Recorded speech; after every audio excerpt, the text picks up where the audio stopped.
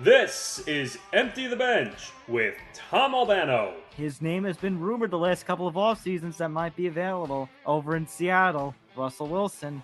Okay, your two first rounders this year and your first rounder next year for Russell Wilson. Absolutely. Nick Morgasen. Does Steve Cohen know what business he's in? That he works for a hedge fund? He's a financial skank? That he bamboozled Smeckledorf? Yes, I'm stealing every SpongeBob reference there is. And Nick Fodera. More value for something that is intrinsically nothing is also nothing. It's like nothing plus nothing equals nothing. Empty the Bench starts now. Max Scherzer is never coming to New York. Never. Max Scherzer is never coming to New York. Never. Max Scherzer is never coming to New York. Never coming to New York. Never. Never. Never. Never. Never.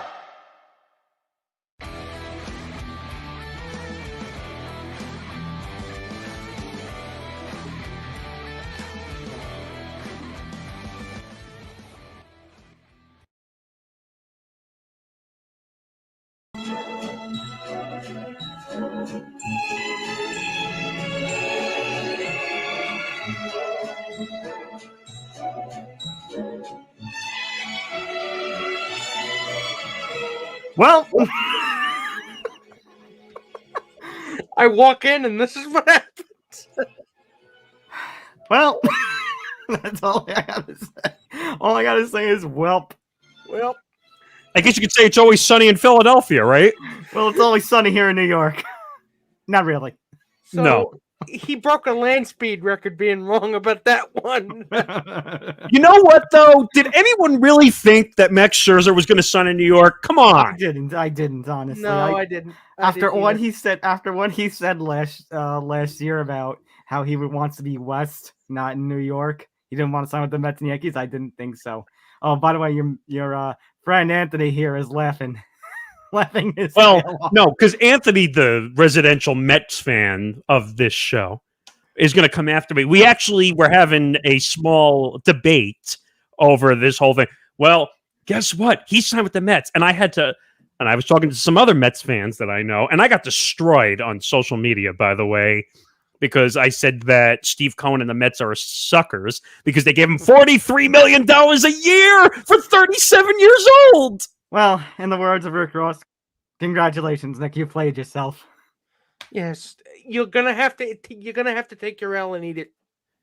On that note, welcome to episode 114 of Empty the Bench. Tom Albano here along with Nick Morgasen and Nick Fodera. Gentlemen, what have we predicted has finally come. MLB is locked out, but it went out with a bit of a bang and not of a whimper because the days beforehand, wow, did we have a free agency frenzy. So this pretty much ended up like a Black Friday sale. I'm talking about, and I'm not talking about what we see now with mostly online shopping. I'm talking about the height of mid-late 90s Tickle Me Elmo kind of frenzy. Money flying everywhere. And ironically, not really a lot, if any at all, from the big market teams. No, from the small market clubs. I mean, we're talking about the Rangers, the Tigers, the Giants. I mean, who thought the Tigers were going to get Javier Baez for $160 million? The fact that Byron Buxton has a 7-year, $100 million deal with full no-trade clause. So I guess, you know what the theme of this episode is? We all look like puds. No, you know what? I'll tell you what the theme of this episode is. I mean,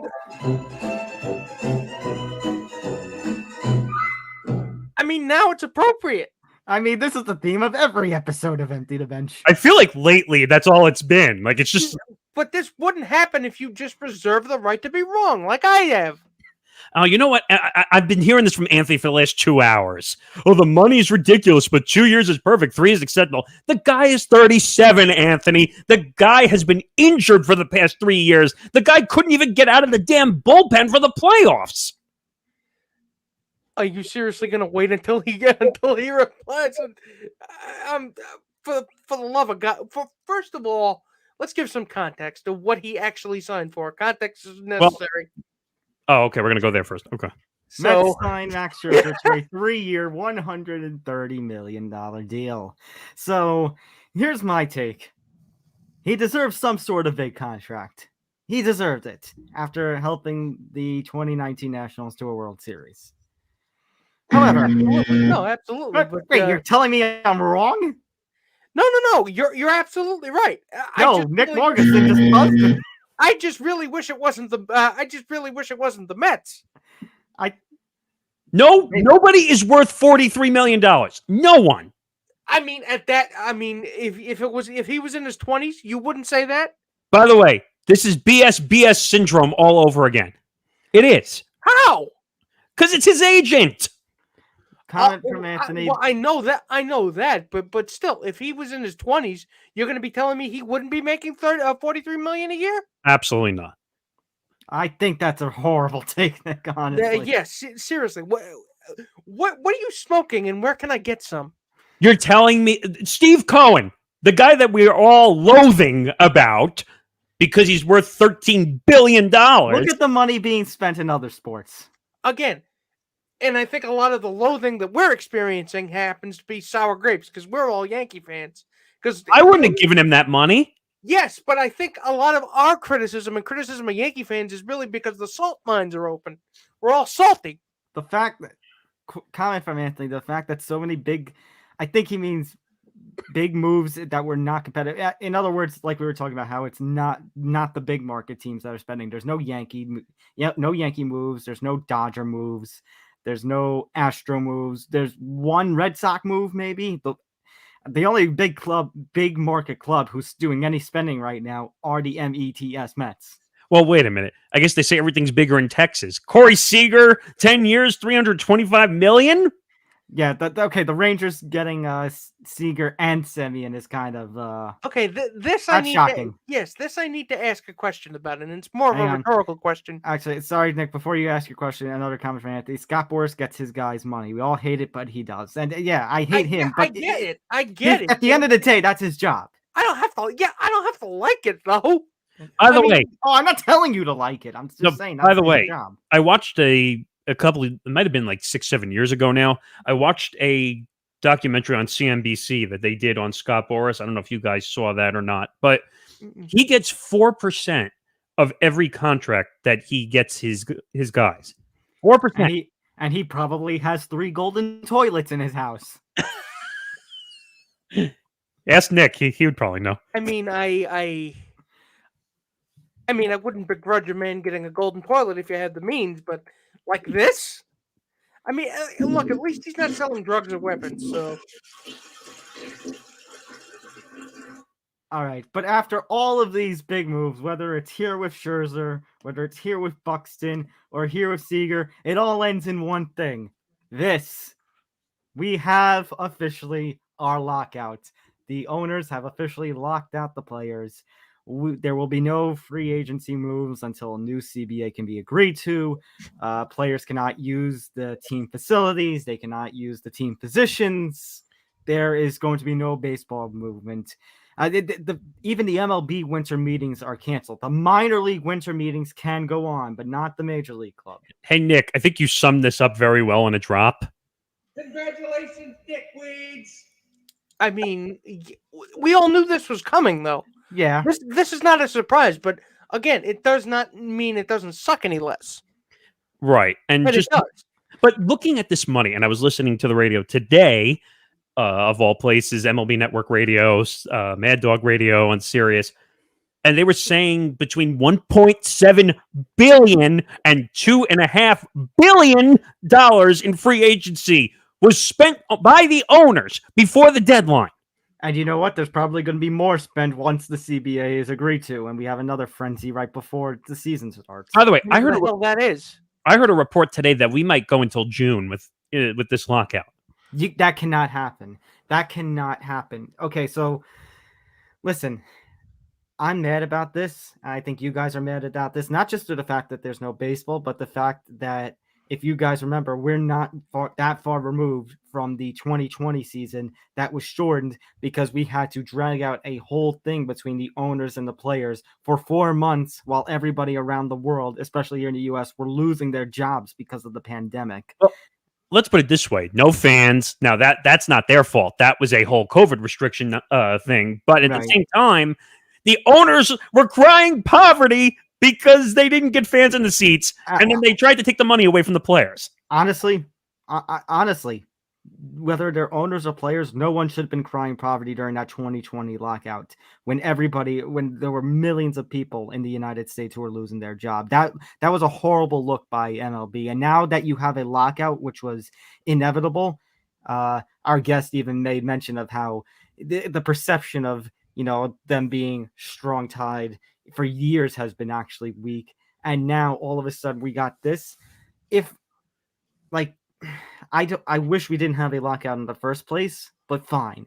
Have it until February. Have it until what is the date you were talking about last week, Nick? February 15th? Yeah, February 15th, which is right around the beginning. Don't cancel any of spring training. Oh, that's pitchers and catchers report. The first game, I think, is the 26th. Right. No, but I'm saying, but it's going to make sure, but that doing it even by the 15th is going to make sure a few to no games are going to get canceled. Well, you're not going to see anything till February 15th because that's really the first date where heads are going to get beaten if you don't do anything. But that's the problem. If this goes into the season and 2 out of 3 seasons are affected by lockout at a time in which this world has been turned upside down because of COVID, to everybody who was alive in 1994, I wasn't born until the strike was ongoing. You thought that was bad?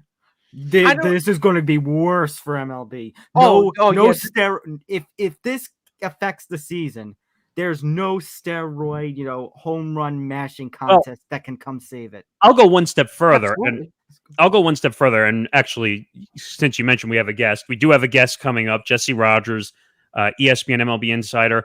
Think of it basically as Jeff Passan is number 1 MLB Insider at ESPN. Jesse Rogers is number 2. So these two guys are hitting the ground running. They know what's going on behind the walls, even though it was only a 7-minute meeting on the last day before the deadline came, which I thought was ridiculous. And which I've had bathroom breaks that lasted longer than that. I'm sure we all have. Wait, did someone say going to the toilet? The MLB season is going to be in the toilet if we have a lockout go into this. Let's put it this way. The bowl at this point. Let's put it this way. This is going to go on for a while. First of all, Tony Clark, and we talk about this. Tom and I talked to Jesse in the interview about this, how Tony Clark is basically to the side, and Bruce Meyer, who is the official negotiator and is the legal representation for the players, has to go in there and basically get victories. And now I think Jesse, and we'll get into this, I don't want to give it all away, but Jesse basically says that Rob Manfred, the commissioner of baseball, needs to give the league wins or else this is going to last a long time. Allow me to embrace you all in a chant before we go into the interview. Everybody follow me. XLB. XLB. XLB. All right. So basically this is a nice long interview. Sit back, relax, try not to get locked out from the food because we're already locked out from the sports. I don't get locked out from getting food. So go enjoy this interview with Jesse Rogers. Empty the Bench. He's been a guest prior on quite a few episodes. Jesse Rogers, who's an MLB insider for ESPN. You might also hear him in the Chicago area on ESPN 1000. Jesse, thanks for joining us. Good to be with you guys. What's going on? So, not much. Well, I should say a lot, considering with an MLB lockout. A lot, and but let's start with first lockout in 26 years. Very long time. Let me say, are you surprised by this? No, nobody is. Nobody really is. And I think the reason is the players have been talking for a while now about how they need to win on some issues. And if they only had one issue, that would be one thing. But they have like 4 or 5. My personal opinion, they probably are going to have to settle for 1 or 2. But there's a myriad of issues they would like to win on. And So no, I mean, did we expect the league to just cave without some pressure put on both sides? No. So no, I'm not surprised, and the people around the league and in the sport in general are not surprised. We talk about the one or two issues that they might be able to win. What would of these issues, because there's several, we have the time in terms of getting arbitration, the service time and how service time is judged. We've had controversies about that, namely like with the Seattle Mariners. I think it was earlier this year or the end of last year about the manipulation of service time. Would that probably be the biggest concern? No, in my opinion, the two big ones are arbitration and free agency. Okay, we'll get back to that in a moment. So if they could win on one of those two, I think they'll have to relent on the other stuff. The other option is to win on 3 or 4 other things, including service time manipulation, tanking issues, and not get any movement on arbitration and free agency. This is just me spitballing, really, just to give you what's really big and what's not. Now, tanking's big as well, but I don't know the real solution to getting 30 teams to spend every year unless there's a salary cap, both a floor and a ceiling. And the league offered a floor with a little bit lower of a ceiling, and the players said no. So I don't know as long as there's enough teams spending, and right now there are. I mean, I wish the Pirates would spend. I wish a few teams would spend. The Rangers are all of a sudden. So those go in cycles. So they could try to win on the edges on 3 or 4 things, or go for a big win, arbitration or free agency. And those are two things. The rules set up with arbitration and free agency have been around for decades. So it's not like the owners are just going to give in. Well, we've had this since 1975, 6 years to free agency. Why should we give that away? So I think they need to focus on one big one or maybe a few small ones, but you can't get everything if you're the players. So it's interesting you brought up the Pirates, and then you have the other teams at the top, the Yankees, the Red Sox, the Dodgers, all the top major teams.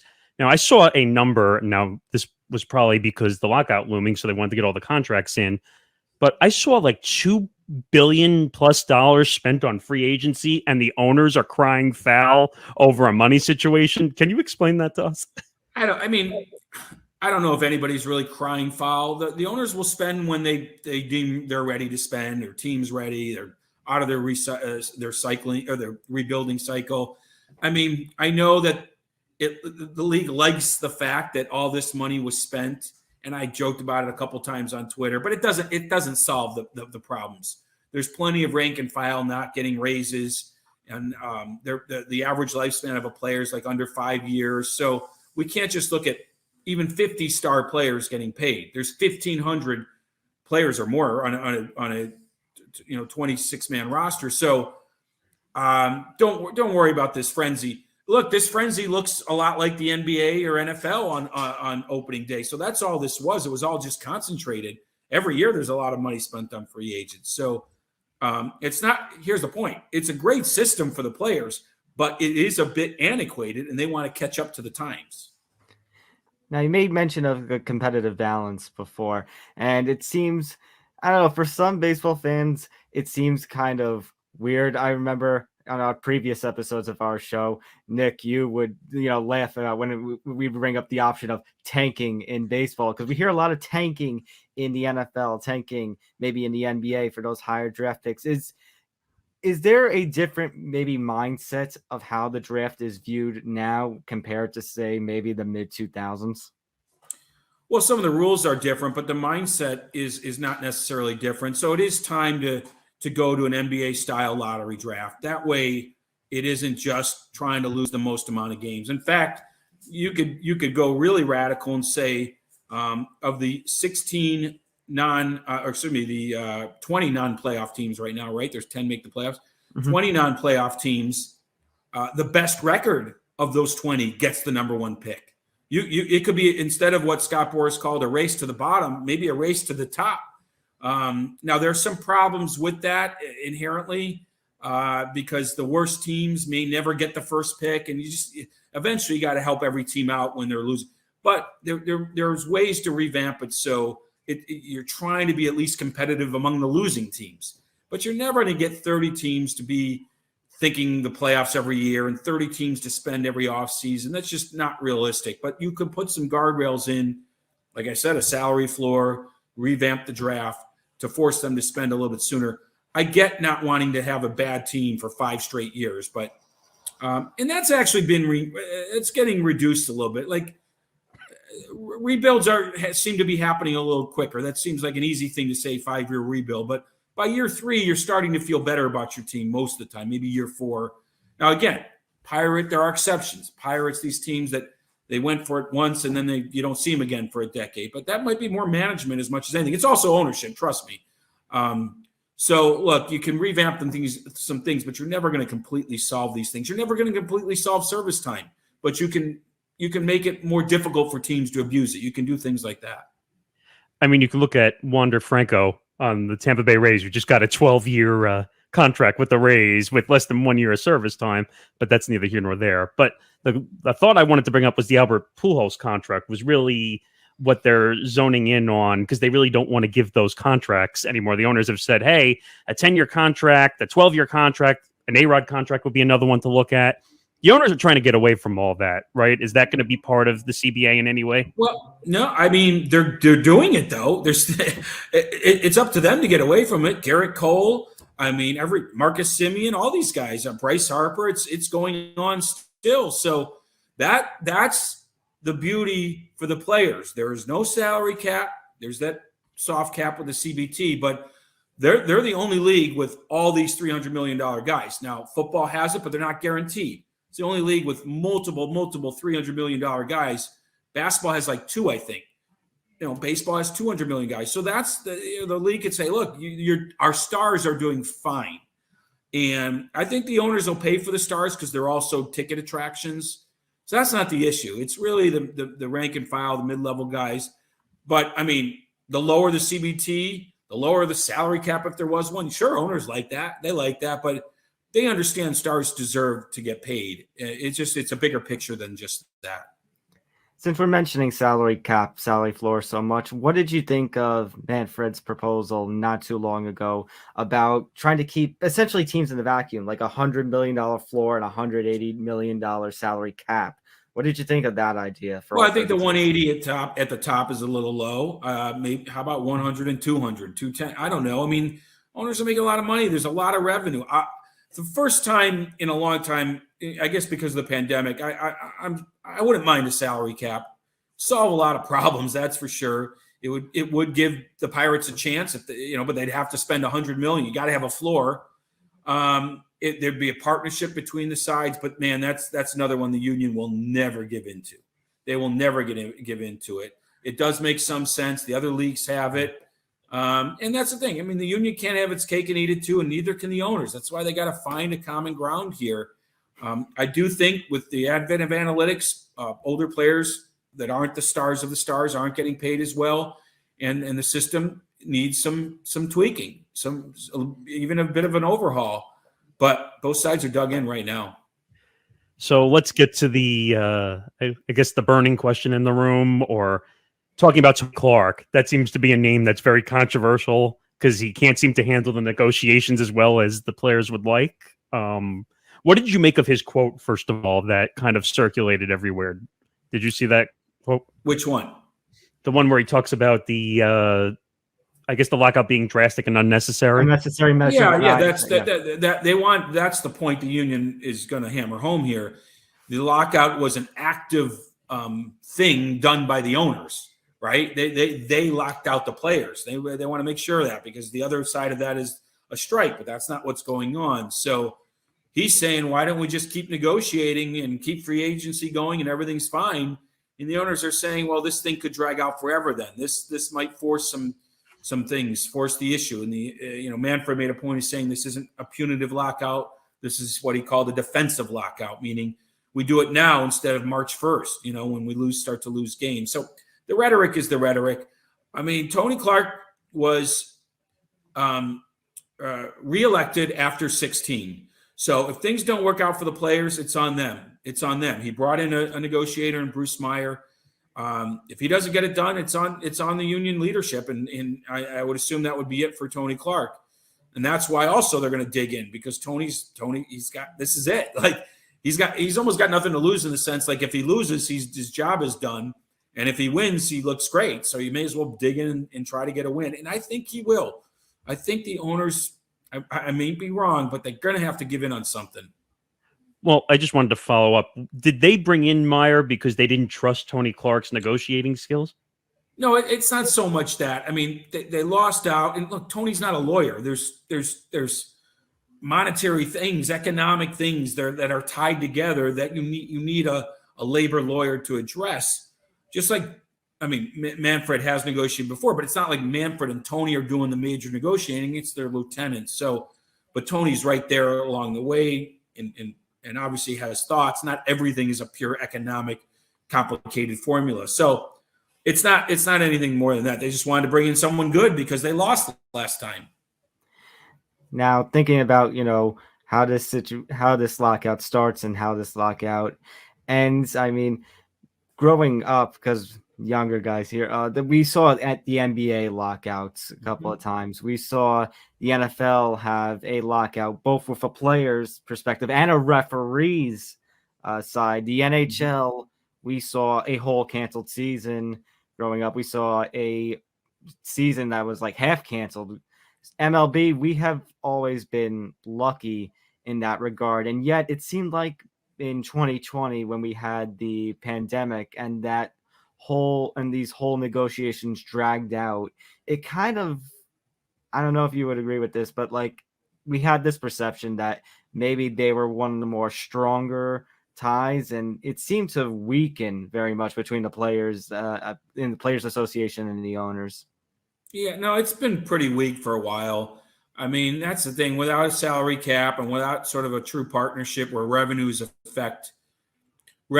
are part of the equation for both sides, it's just, it hasn't been well for a while.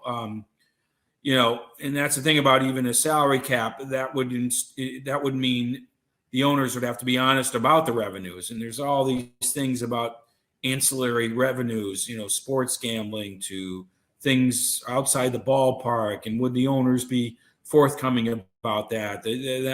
So that's an issue in itself. So no, it's been a while since they've been on the same page. A pretty long while. To follow up, in terms of like a percentages from your perspective, like who would you put the blame on for this lockout? Is it a 50-50? Is it a 70-30? How do you balance that out? Yeah, okay. So I believe in the union's desires. Like I believe they deserve some wins. I do think that they and I got, I tweeted about this. I got misinterpreted. I said I was leaning towards the owners. And what I meant was just the talks. I think the union wanted to play this out so we'd end up here and the big bad owners would have to lock them out. I think they played the kind of the long game. I do think, whether it was in good faith or not, maybe I'm being naive, the owners at least tried to address some things. They brought up the NBA style draft. They brought up the $100 million floor. They brought up some things, okay? Now, maybe it's all BS. But the one thing they didn't do was bring up a system where they'd infuse more money into it. They just want to move around the money and do some things on the edges. And so that's where you could say the owners didn't do much. But they did offer some things. And I don't know if the players, to me, I feel like, it's just my opinion, no one can get inside their heads. I feel like they were kind of playing the long game to get to this point. They know there's no money lost to them in the offseason. They don't get paid in the offseason. Or owners have to sell tickets and pay their, their teams that function. And during the offseason with a lockout, they can't. So I still believe that the players deserve some wins, but I believe the players contributed to getting to this point for a lockout, if that makes sense. Mm-hmm. So Tom's going to laugh at this next question because I think he knows where I'm going with this, with Commissioner Rob Manfred. I've been very rough on Rob Manfred over our podcast because I just think he's not doing a good job as the commissioner of baseball.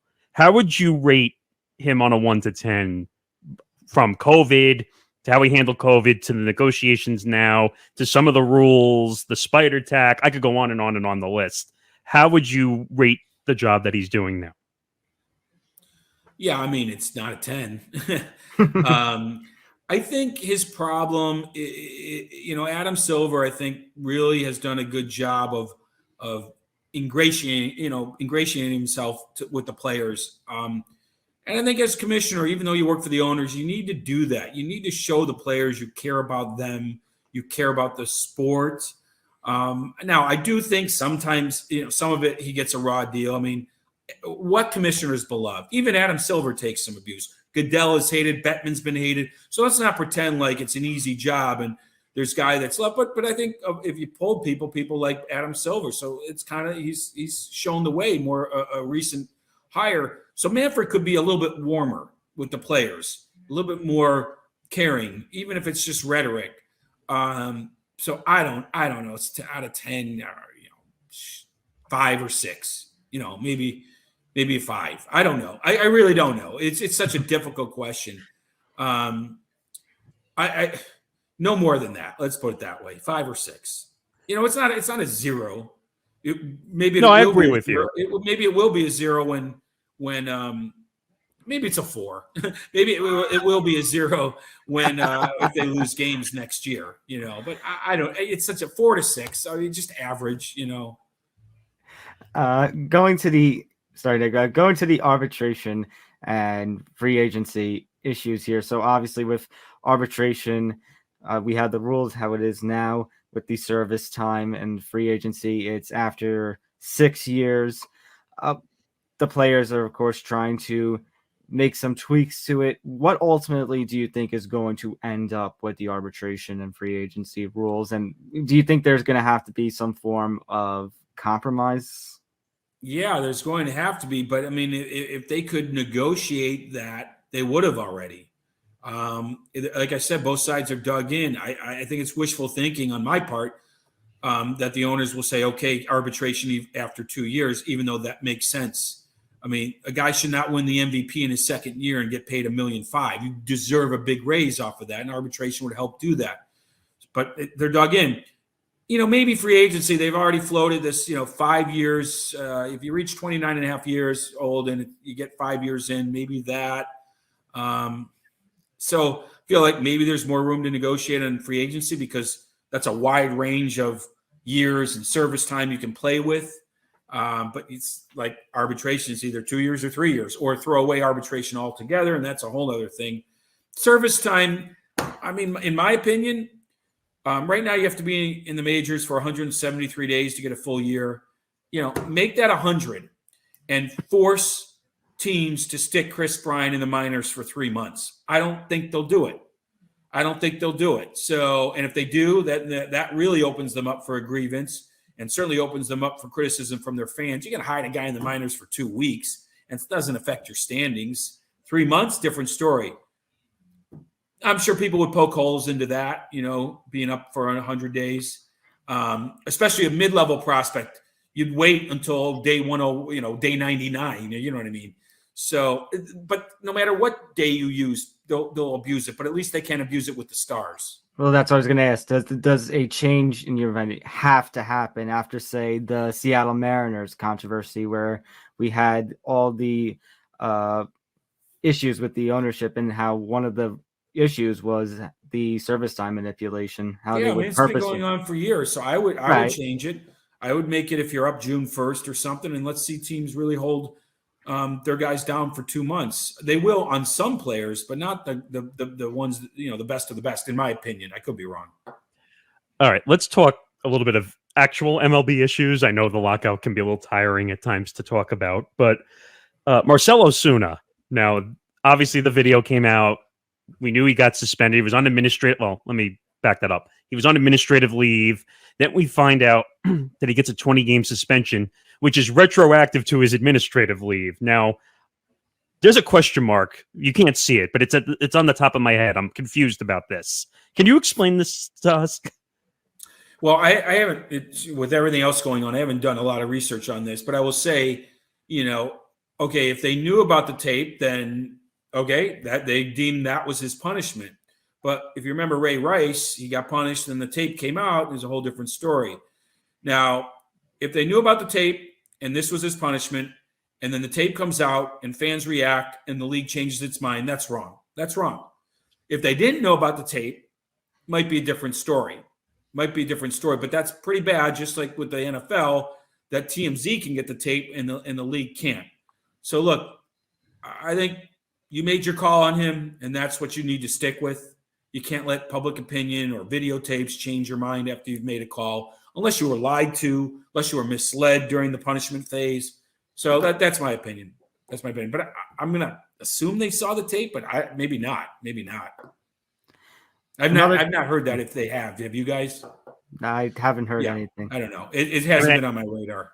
I think I heard it went to Major League Baseball, but then I guess TMZ put it out afterwards, like they did with the NFL, with the Ray Rice video. They put it out afterwards, and then they said TMZ had the rights before anybody else. I think it's the same issue. I haven't heard anything other than the. Well, they must have ruled on it knowing the tape was there or what was on the tape. Business Insider just recently came out with another issue of that's been plaguing the league. We had all these, messing with the baseball stories, messing with the baseball shouts over the past season or two. And now Business Insider has reported that basically MLB is using two different types of balls, one of which was a little bouncier than the other. Is there a point, Jesse, where can we just stop messing with the baseballs? Yeah, I tend to agree with you. It's just pick one, right? Pick one, and if there's home runs, there's home runs. If there's not, there's not. I get trying to perfect something, and now they're going to try to perfect some sticky stuff and all that jazz. So I think the league said, because of COVID, they didn't have the batches. But if they didn't tell teams and the players, that's a mistake, because players throw certain pitches knowing what the ball is going to do. So it seems like a little bit of a kerfuffle there, but not so much on switching balls, but not telling people you switch balls, because like I said, pitchers are, these are the best players in the world. And I think they deserve to know what kind of ball they're using, but hopefully it's in the past. And a final question for me, Jesse, and we really appreciate all the time you gave us here. Free agency. I guess we should actually talk about what's going on the field. Yeah, sure. So the massive contracts, the one that really stood out to me was the Seager contract, 10 years, $325 million. The Marcus Stroman, 3 years, $71 million with the Cubs. A lot of money for a lot of teams that are at the bottom. The Baez contract with the Tigers. We're seeing a lot of the teams at the bottom spending, but we're not seeing the teams, the Yankees, the Red Sox, the Dodgers. Do you see the Astros? Do you see a coincidence in that at all? No. It's not a coincidence. It's think about those teams. They're not up against the luxury tax. Simple as that. Rangers, Cubs, and the $70 million is not even that much. Tigers, they're not up against the luxury tax. So the other teams need to see what the CBA is going to look like. Boston, New York, those Dodgers, they're perennially up against the tax. So, and the other thing is, it just everyone works at their own pace, right? If the deal was right, they would have pulled the trigger on the guy. So it's just, a lot of it's the CBT, but also we're just halfway through the offseason, not even. We just saw a frenzy. We'll see another one after the lockout, but I don't think there's any rhyme or reason other than the CBT, which it makes sense, Dodgers, Yankees, Red Sox.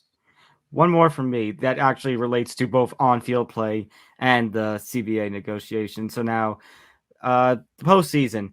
Now, it seems like we kind of knew with the players, both on the player side and the owner side, that there would be postseason expansion. But now we have, supposedly the Players Association wants a 12-team format akin to the old NFL playoff system that we just recently had. And now the league, MLB, the owners, want a 14-team, kind of like we see with the NFL now. What should be the perfect baseball playoff system? 6 teams. I've always been kind of a traditionalist. 10's been okay so far. 14's pretty radical with teams getting a bye and then they're off for a week. That's the problem with this. Is the one sport where you can't be off for more than a week or whatever. Football, you need a week or 2 weeks. Any other sport, you take the rest, but this is a different sport. It's a rhythm sport. So it's a really difficult thing to expand and give off buys and stuff like that. You don't want like 16 teams in it, right? Like other sports. But you could do 1 versus 8, 2 versus 7, 3 versus 6. That really Look, I'd be for 16 teams in a 100-game regular season or something crazy like that. Let's make the playoffs a tournament, but you don't play 160 because it dilutes the regular season to play 160. It just doesn't make sense. And then let 16 teams in. Let's play best of 7, 16 teams in 100 regular season games, or 14 teams. I'd be up for that, but nobody wants to hear that. I mean, I hope we just don't end up in that situation where they're saying the top team is going to pick who they want to play in the first round. I think that's kind of ridiculous, actually. Well, a lot of people do. I kind of like it. Because there'll be all sorts of second guessing, of your GM, and who doesn't like that? So I don't mind that as much as I mind a team sitting out a week. Like, I guess extra like motivation. your opponent. Why not? I guess extra motivation in a sense, right? If you're picking the team, and then they could punch back if they win that series. But absolutely, bulletin board material. If you overlook the top 2 wild card teams and you take the next one, I mean, all sorts of things. Disrespecting teams, I love it. But it probably won't happen. Have Rob Manfred host a game show style. Yeah, something like that. Anything that's going to draw TV viewers, I think they would do. Of course. But Jesse Rogers, ESPN MLB Insider, also here on ESPN 1000 Chicago. Jesse, you've been very generous to us over the time sitting with us and telling us everything from COVID to the lockout to everything. So we appreciate your time. Sure thing. Take care, guys. Thanks so much, Jesse.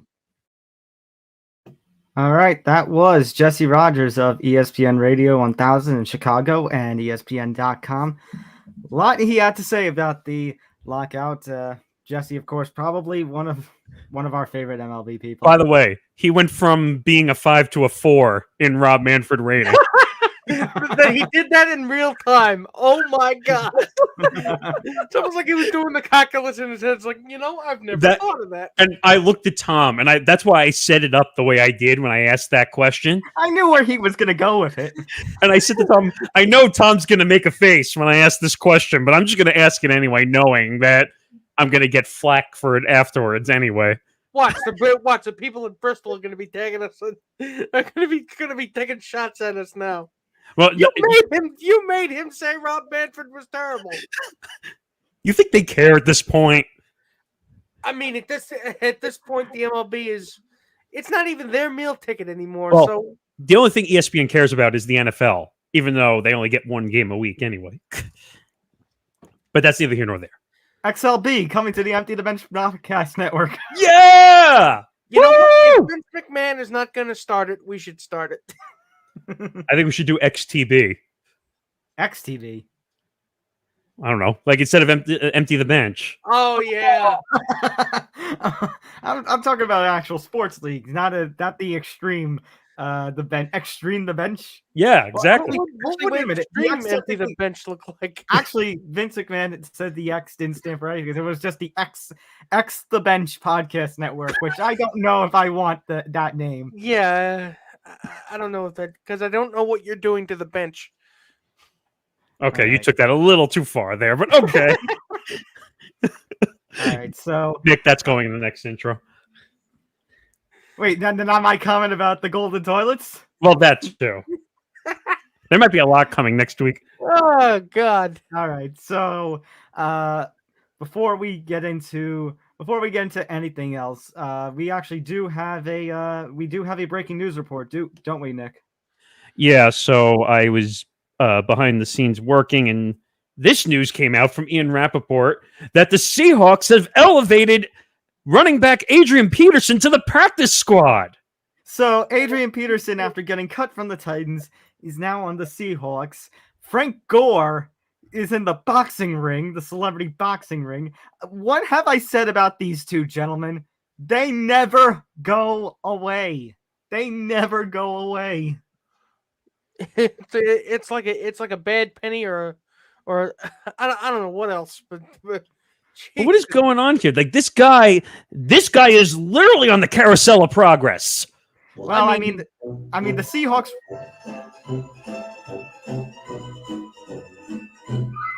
To be quite fair, the Seahawks running back situation is kind of F word.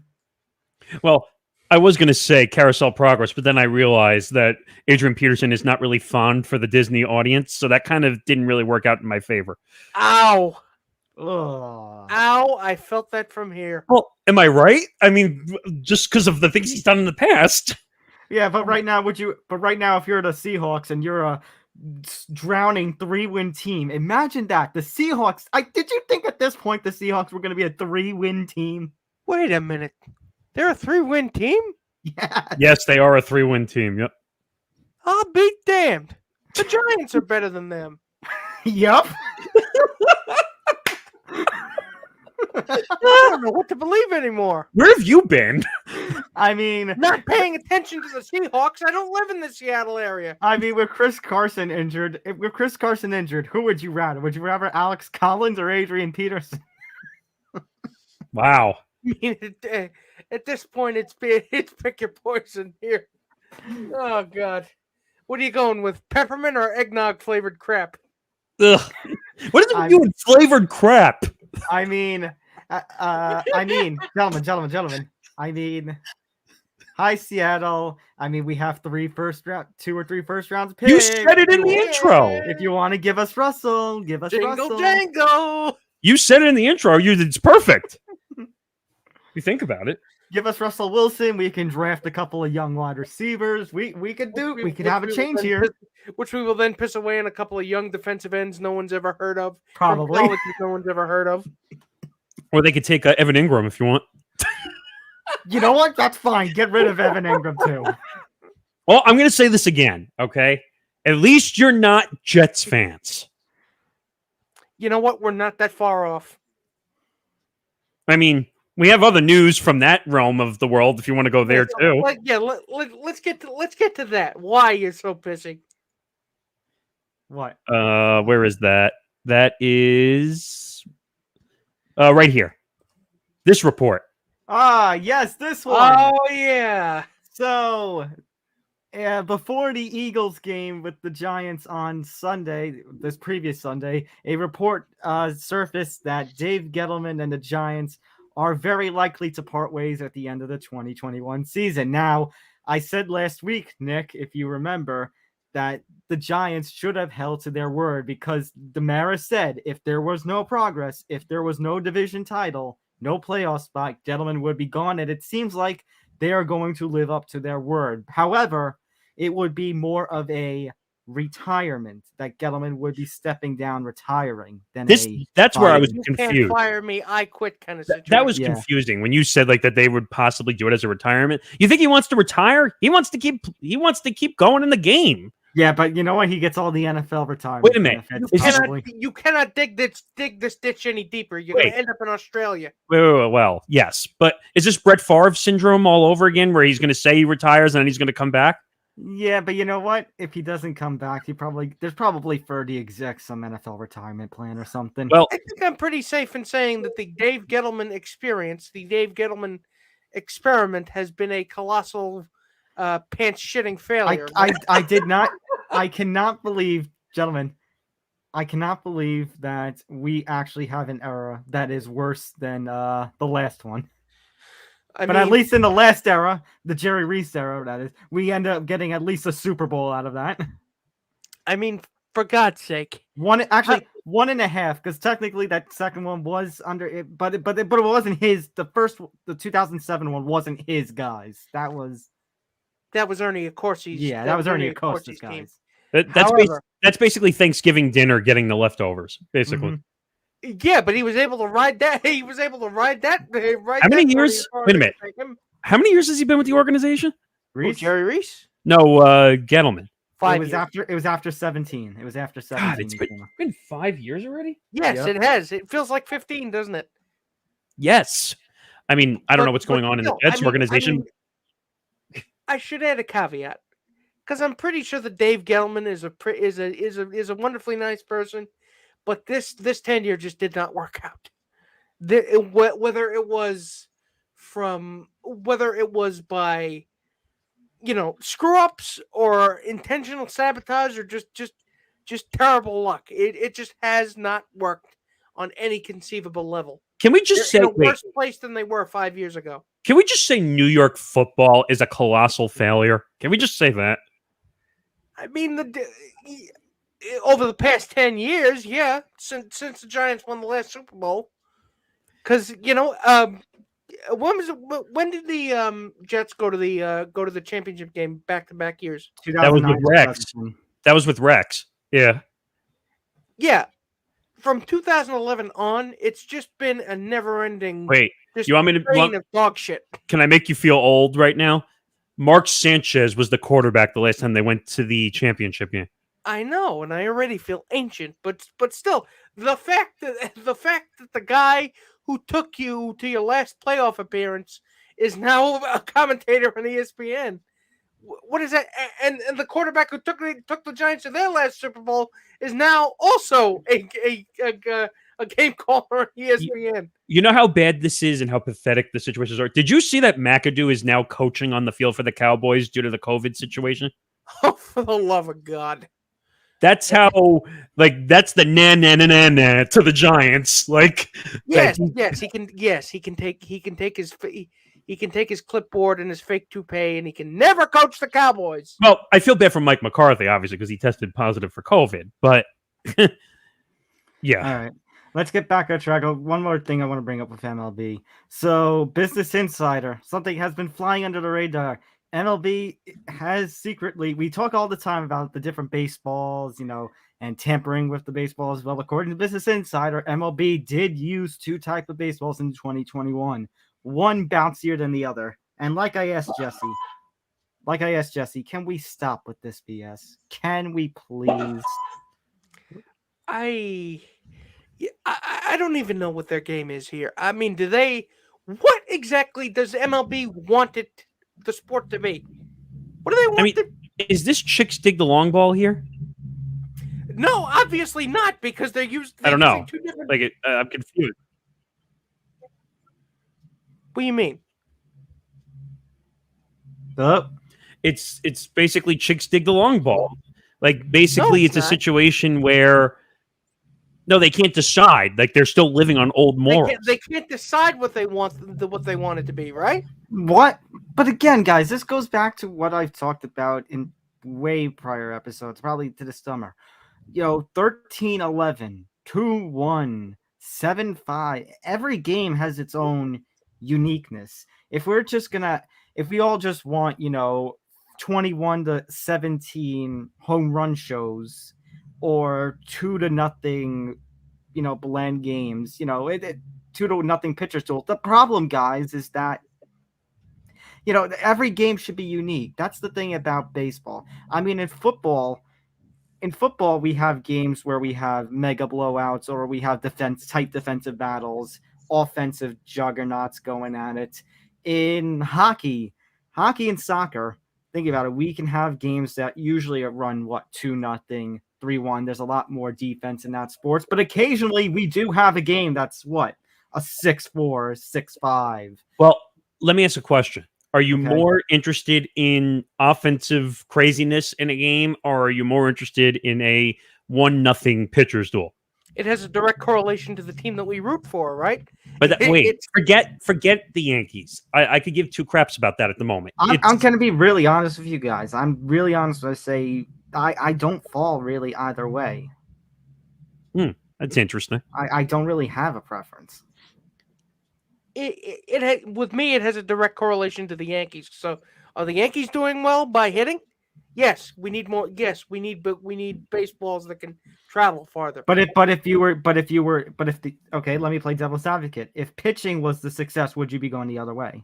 Yes, I fully admit it. That's hypocritical. I fully admit it. Yeah, but here's the thing.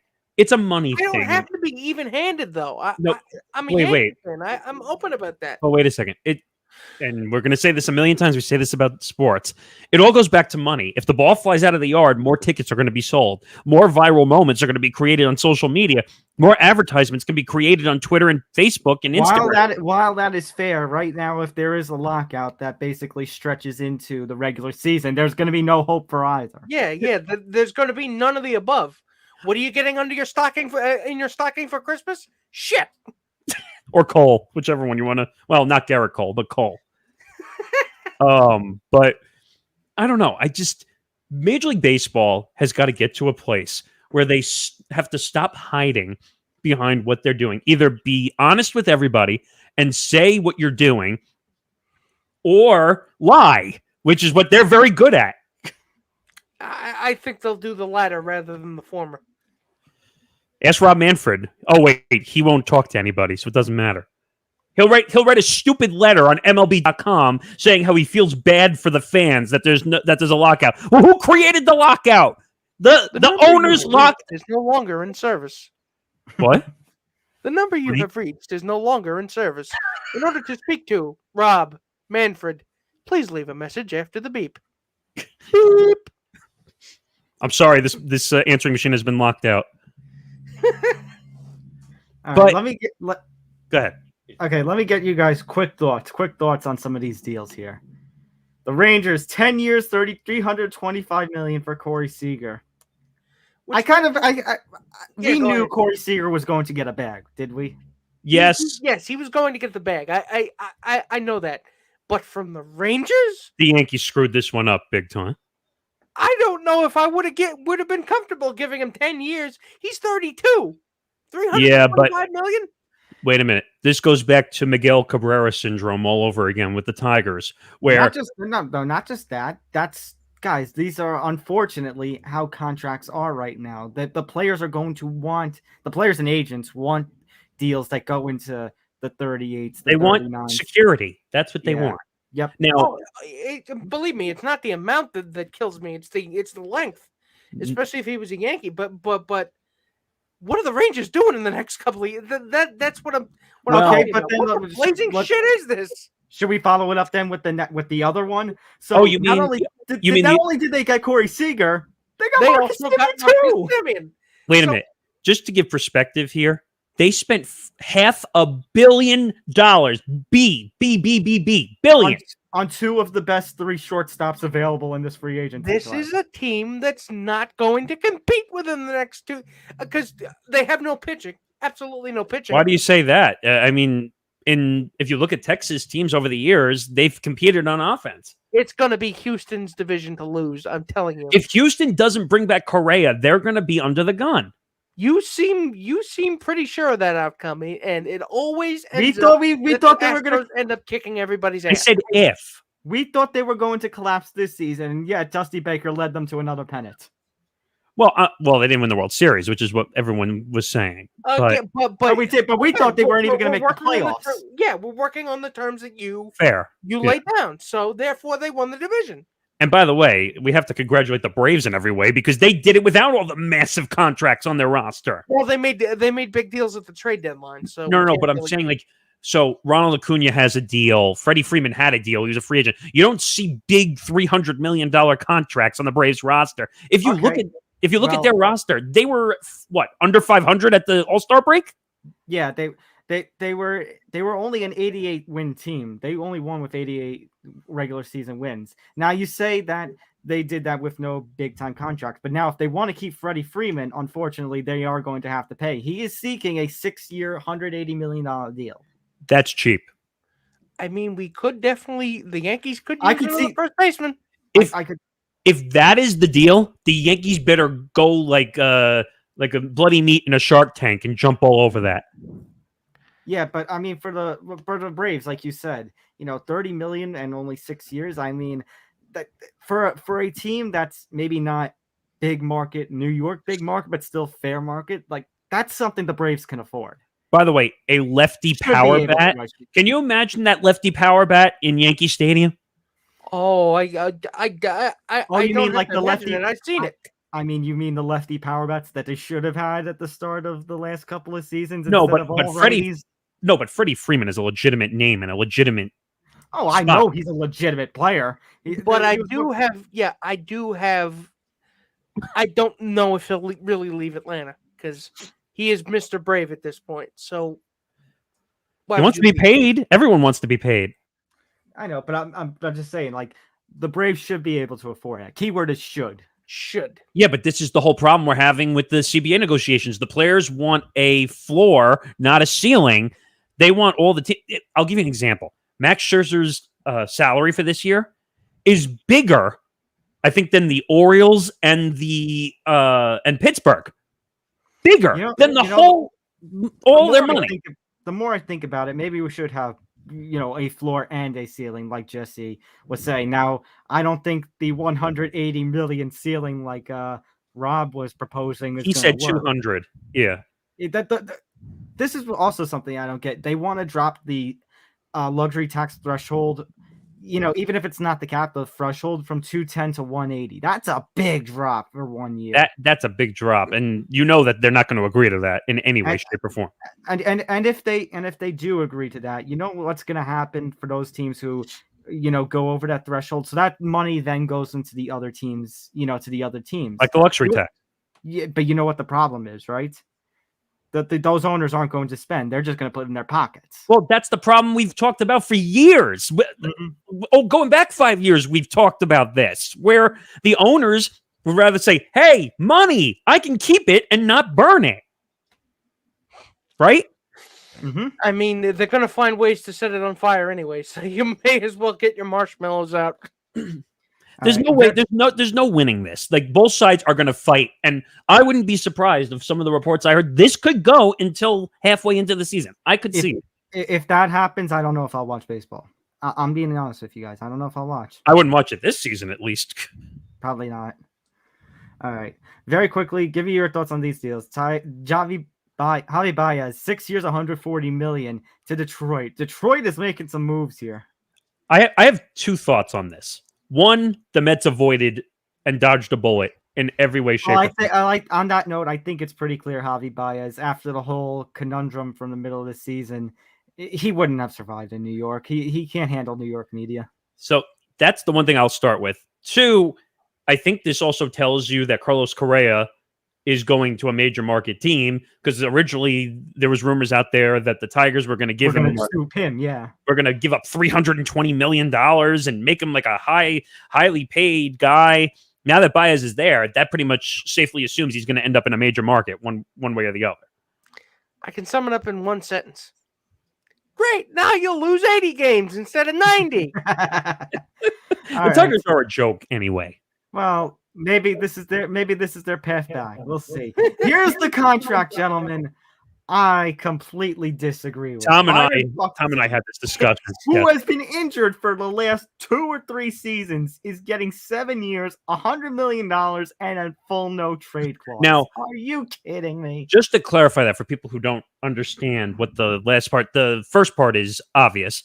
The second part with the no trade clause, you're literally locked in for 7 years, literally, meaning he can't go anywhere because he has to approve of any trade. Well, unless they have a list. Usually they have a list of teams. Right, but the fact that it's full probably means he's probably going to have the final say on any trade they want to do with him. I guess he loves the Minneapolis area, excuse me, a lot. This is going to come back to bite the Twins. I'm guaranteeing you it. I mean, you know what? It is a cheap deal, though. Let's be honest. Like, that's cheaper than most deals I've seen so far. Like I said, $2 billion at deals before the lockout. Marcus Stroman to the Cubs, 3 years, $71 million. I mean, the Mets didn't need him anymore, so this is the one where actually I would go the reverse on, and I'd say the Mets screwed up on it. I think, okay, let me put it this way. If the Mets screwed up on it, I think Marcus Stroman is kind of at fault here. I think he pretty much exiled himself from New talked York. himself out of New York, basically. Yeah. I mean, the incident that he had on the mound where he basically was cursing at everybody and say, let's effing go. This is gold. Like, I saw that trending around the other day. Mm-hmm. And I'm like, you know what? He would have been a good 2 or 3 in this. He would have been a great pitcher. I always liked Marcus Stroman. I think he would have been a fine 2 or 3 on the Yankees, but the itchy Twitter fingers do give me a little bit of pause. But he again, scares me.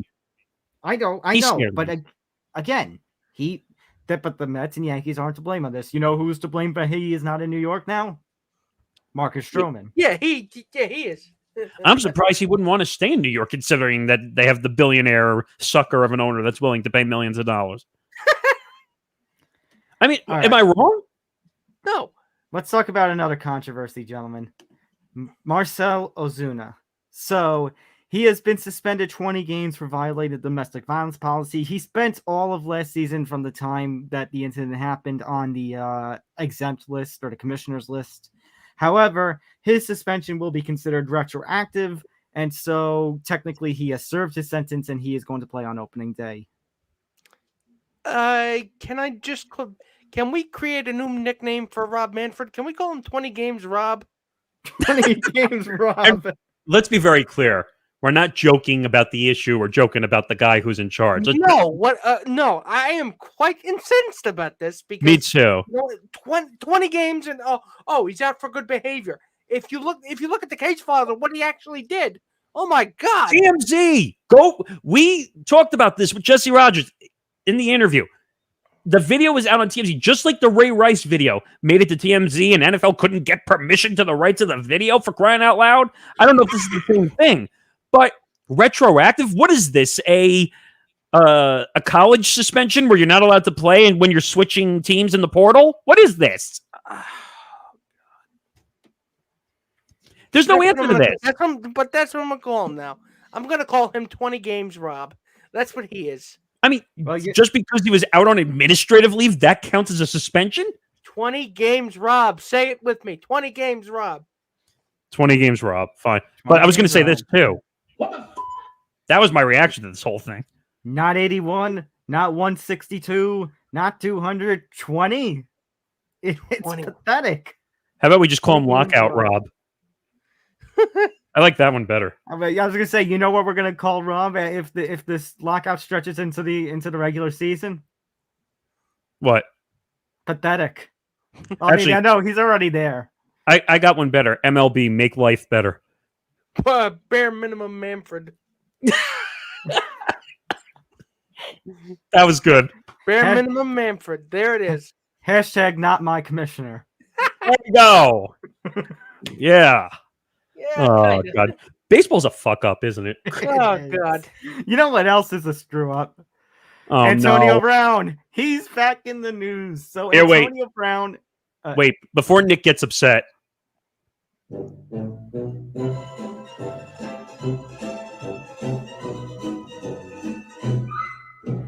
Antonio Brown and Mike Edwards will be suspended for 3 games for misrepresenting their vaccination status, aka submitting fake vaccine cards.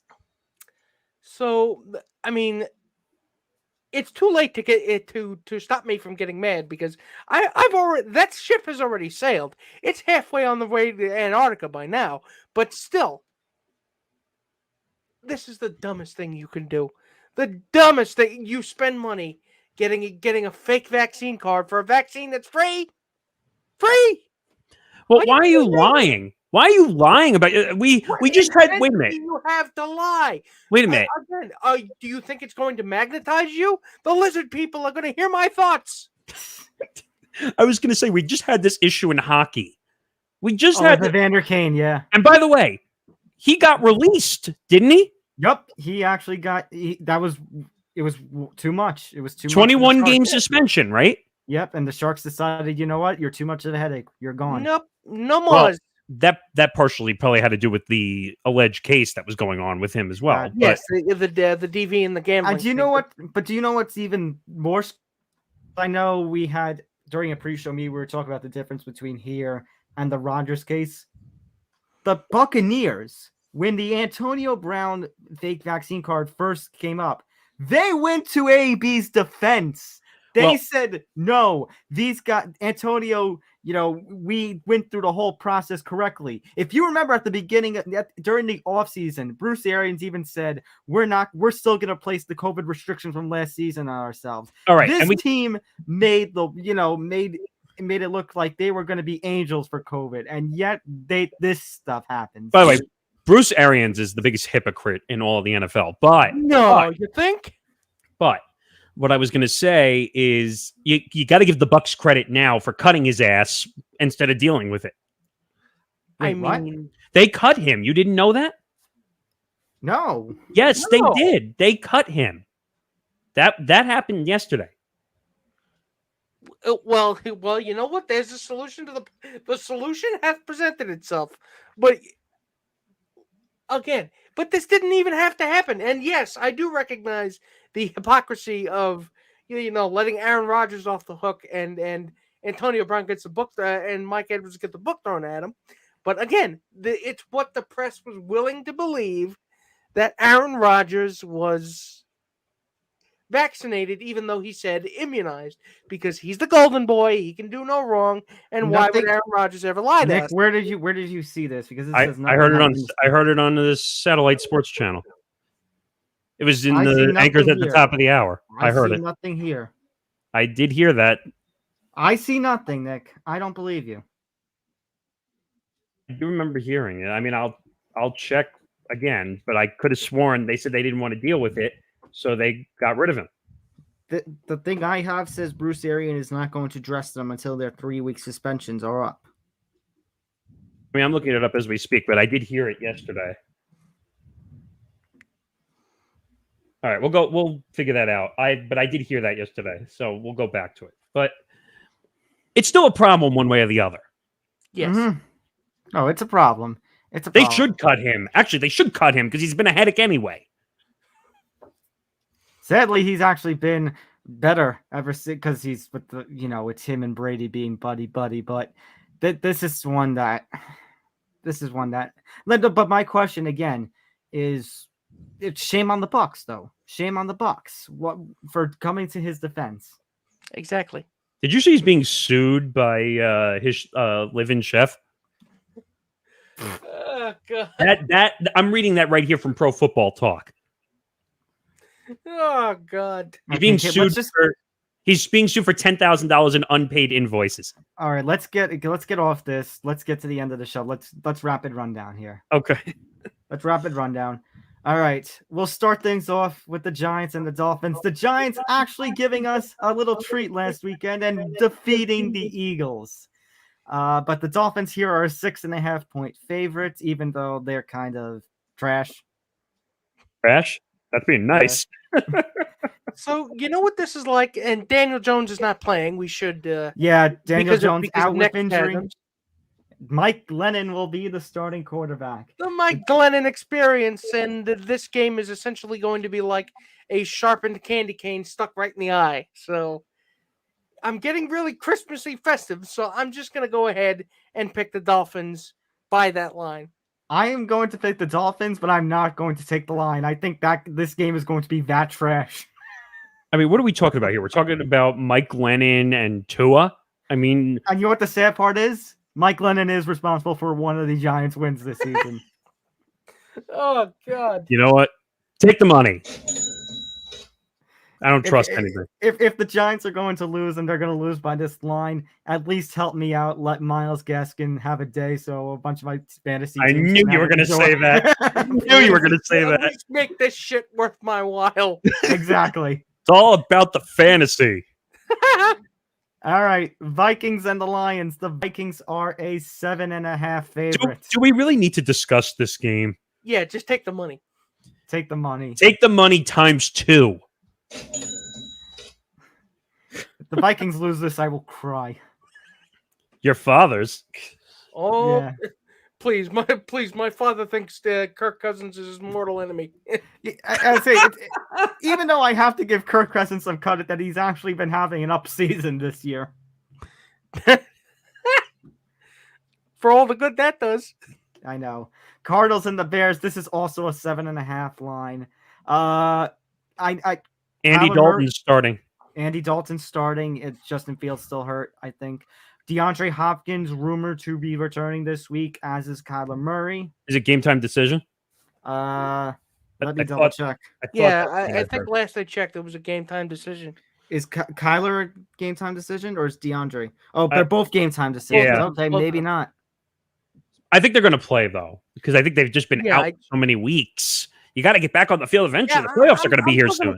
I'm still going to take the money.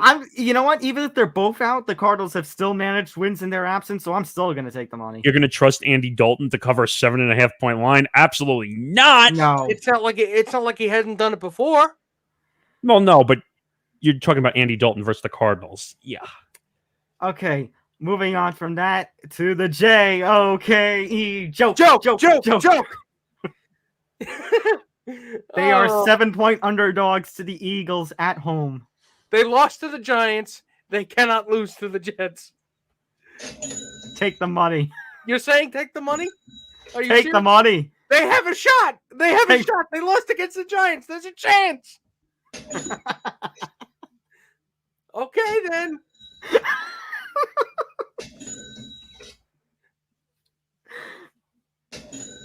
That's actually not a cash register opening. That's Nick's soul leaving his body. He looks like he's just so defeated right now. By the way, I got really angry about the Jets last week. Like, really. By the way, if the Jets and Giants, if the regular season ended right now, we would have the first 3 picks, and then it would be Jets, Giants in the draft. By the way, can we say that it's a miracle that both teams won on the same day? I mean, that happened earlier this season too. Maybe we need to win together more often. It's like a vernal equinox. Wait a minute. It happens a couple of years. Wait a minute. Jets and Giants fans actually being happy together? I didn't know that was a thing. Neither did I. I thought it was just a myth. Take the money. Colts and the Texans. The Colts are a 10-point favorite. The Texans sometimes surprise, and then other times they just absolutely suck. Like they lost to the Jets, but they ended up nearly beating the Patriots earlier this season. So you know what? I'm going to take the Colts, but I'm not going to take that line. That the Colts they're a 500 team. I can't trust them with a double digit. I'm with you, Tom. It all depends on who I think is the number 1 running back right now, Jonathan Taylor. Okay, that's true. Jonathan Taylor is amazing. It all depends what his game is like. Now, the Texans are a wild card. Sometimes they come out and they play like shit, or they come out and they say, hey, we're going to play defense for 3 quarters, and then we'll lose it in the 4th quarter. Which, by the way, the Colts actually had a shot of beating the Buccaneers last week, but for whatever reason, they just think Carson Wentz is the hard soul in that team. When it's not, it's JT. Yeah, I'm not taking this line. Oh, God. But I'll take them to win. I'll take the Colts to win for sure. Chargers and the Bengals. This game I'm very interested in. This is the game of the week. In my mind, I agree. This is the game of the week. Chargers and Bengals. Bengals are -3. I think Burrow and Herbert are incredible quarterbacks. But I think I trust the Bengals receivers of being more explosive. And by the way, Joe Mixon going off last week against the Steelers. I think the Bengals have a lot of momentum. I think the Chargers can make it. You know, I think they can be like a wild card team, but there's a couple of issues with that team. The Bengals are so explosive. How many times this season have I said to not count out the Bengals? And people are finally starting to listen. The Bengals finally have a shot. They could win that division. So you know what? Take that money. Take the money. I mean, I'll say one thing. Joey Burrow being hurt last year to now coming back and totally owning it. Again, yeah, but Mixon was hurt too. Again, what did I say? As long as this team is healthy, and so far they've been pretty healthy, they can do things. And they had a COVID bout over in that team, didn't they? Wasn't Mixon out with COVID also? Yeah. And guess what? Perrine stepped up. That 1 week and did phenomenal. As long as this team can keep going, take the money. Take the money. It's going to be a good game, though. Definitely. Buccaneers, Falcons, the Bucks, a -10.5 favorite. I don't know. Take the money. Just take the money. No, wait a minute. The Buccaneers have been looking pretty weak the last 3 weeks. Tom and I discussed this. What was it? They lost to the Redskins? Oh, God, I did it again. They lost to Washington. I did it again. I should get a swear jar here. I keep saying it. Damn it. They lost to Washington. Can we Washington football team? Washington, can you just get a new mascot now, please, Yeah, Washington? Because WFT is way too close to WTF. I mean, come on. But I know it's not the first time someone's pointed it out to you, but still. Yeah, well, I'm not. I'll take the Bucks, but I won't take that line. I wouldn't take that line. The Bucks have looked like, I don't know what they've looked like. Tom Brady looks old now. Of course, just everybody always counts him out, and then all of a sudden he throws 50 gajillion touchdowns in 3 games. Just so you know, that line is now going to come back to bite me. Me calling him old. He's going to come out and throw like 6 touchdowns and throw for 500 yards in the next game. Yeah, but right now, I think 8 or 9 is fine. I don't know about 10. I wouldn't take the money. I totally would not. the Bucks are gonna win. The Bucks are gonna win. If you're in a survivor pool and you somehow haven't picked the Bucks, that's not in dispute. The Bucks are gonna win because the Falcons are a giant wild card. You don't know what you're gonna get from Matt Ryan every week. Right, but Buccaneer. But I don't know if I'd take the line. I would look towards other matchups for bets, not this one. Yeah. Jaguars and the Rams. The Rams are a -13 favorite. Yeah, take the money. You know what? This is I actually am that low on the Jaguars. Yeah, take it. This one, 13 points is a lot, mind you. That's 2 touchdowns almost. Yeah, Don't care. Take the money. Take the money. The Rams are a very good team. Take the money. I'm struggling. This is going to be a blowout. I'm struggling, but I'm going to do it. I'll take the money, but I'm struggling because that's a big line. Washington and the Raiders. The Raiders are only a 1.5 favorite. You know what? The Washington beat Seattle last week. As much as the Raiders have beaten the Cowboys, they've looked great. You know what? I'm going to do it again. I'm going upset city. Washington. I am too. I'm going to go upset, but I'm not happy about it. Nobody said you had to be happy about it. I almost played the money signal. Oh, that would have been great. Don't take the money. No. Don't take the money. Don't take the money. Run away and hide. Someone peed on that money. Don't take it. Okay, Ravens versus Steelers. Ravens a 4.5 favorite in Pittsburgh. You know what? Pittsburgh sucked last week. Ben Roethlisberger needs to retire after this season. You know what? Now you take that money. Now you take the money. Yeah. Take the money. Of course, people have been saying that the Ravens have looked a little sluggish. And the Steelers, I got to give respect to the defensive unit, but still. But they play down to their competition. That and the Ravens defense is just as tough. Yeah, this one's not close. 49ers and the Seahawks. This game was supposed to be the Sunday night this week, but the teams are just that terrible that they flexed it out. I'm gonna go to upset city and I'm gonna take the 49ers. We actually had a report earlier this week that Trey Lance will be the starter starting next season. They're going to look to trade Jimmy Garoppolo in the offseason. And you know what?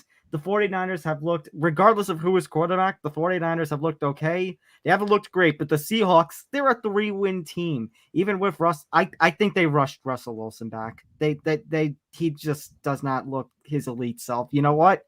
I am also going to, just like last week, I went upset city. Or 2 weeks ago, whenever it was, we picked San Fran. I'm also going to go upset city with San Fran. I agree with Nick.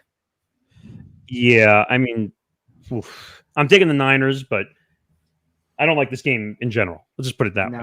So the new Sunday Night Football game, since this one got flexed out, is a divisional matchup between the Broncos and Chiefs. If you look at that AFC West, fellas, it's a toss-up. It is a toss-up.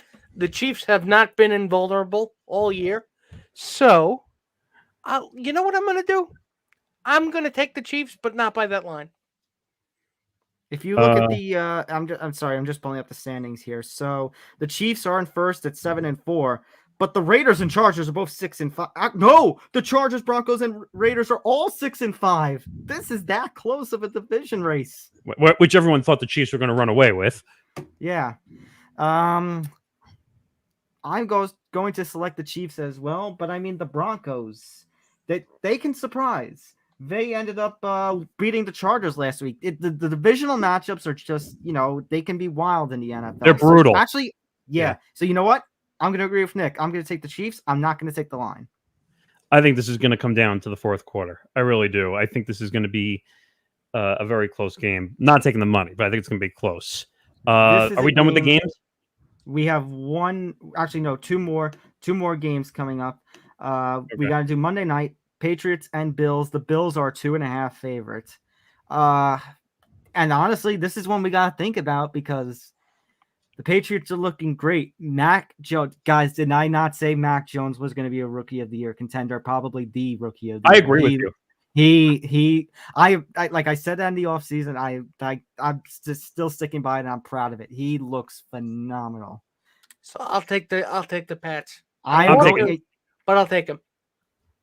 This is a massive. This line is lopsided in the wrong way.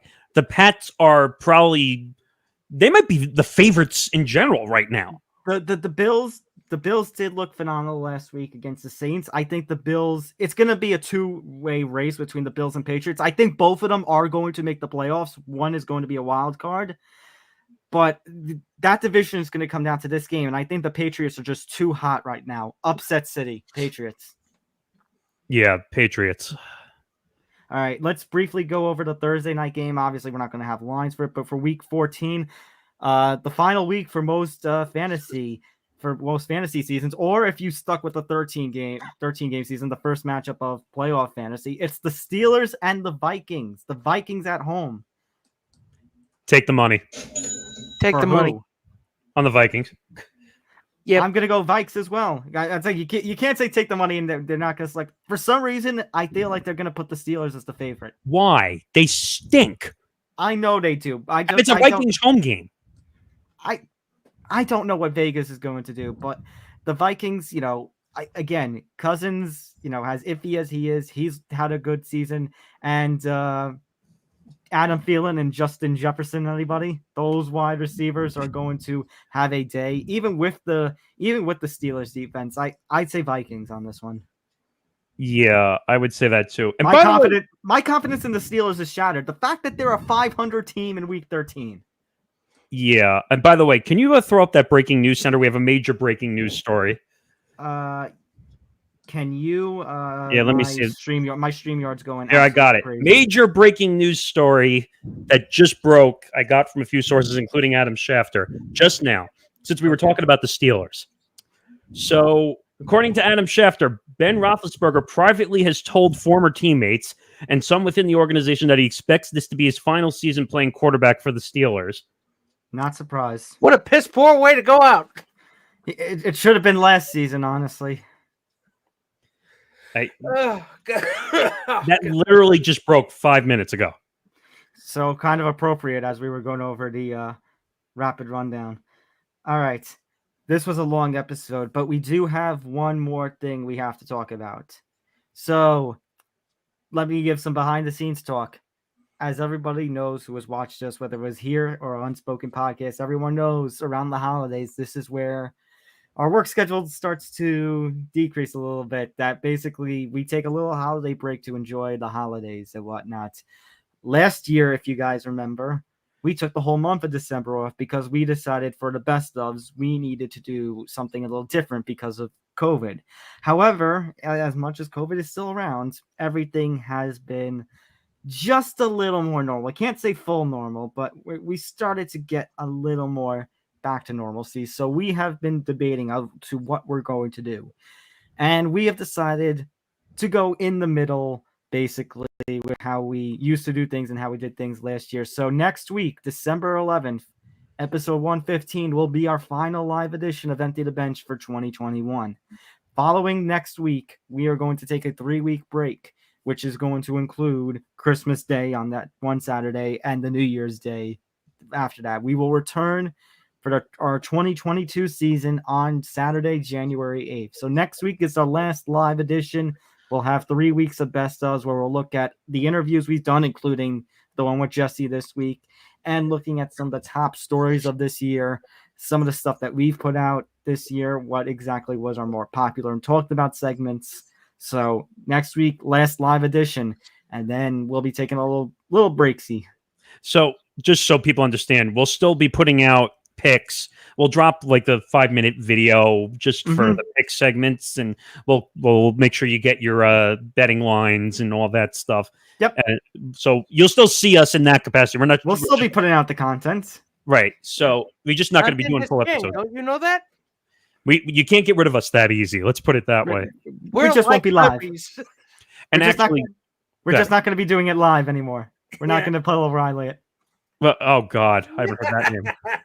But let's put it this way: you're also going to see a lot of announcements from the Empty the Bench podcast network as well.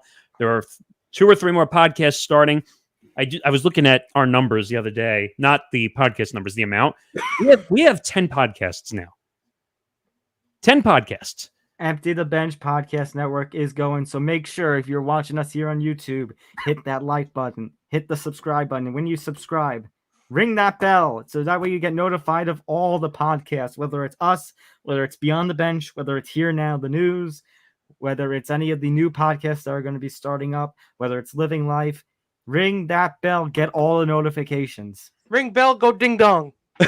Ring the bell, turn it off, ring it again, turn it off, and then ring it again. You said ding dong, and all I could think of is Knicks now. Ding dong. Well, or the food. Oh, Wait, how old? That's old fashioned, right? Yeah. Yeah, we're old, Nick. I don't know if you know that now. Well, he's the oldest one of all of us here. Yeah, Oh, thanks. Speaking of which, Nick, happy birthday!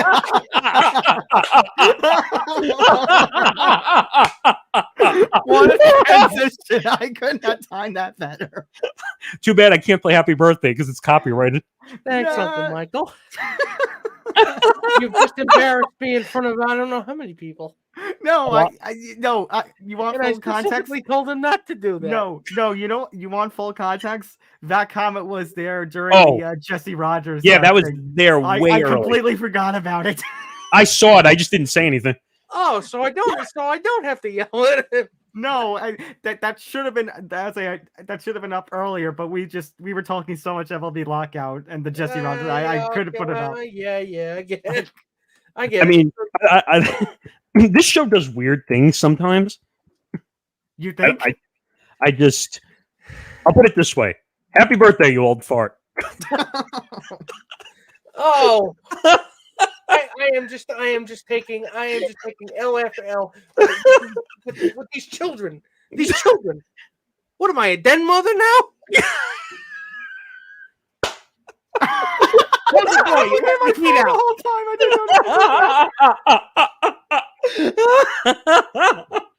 We're off the rails. We're off the rails. Just Okay, I think it's time for the episode to end, What's Tom. the boy? You're letting the heat out.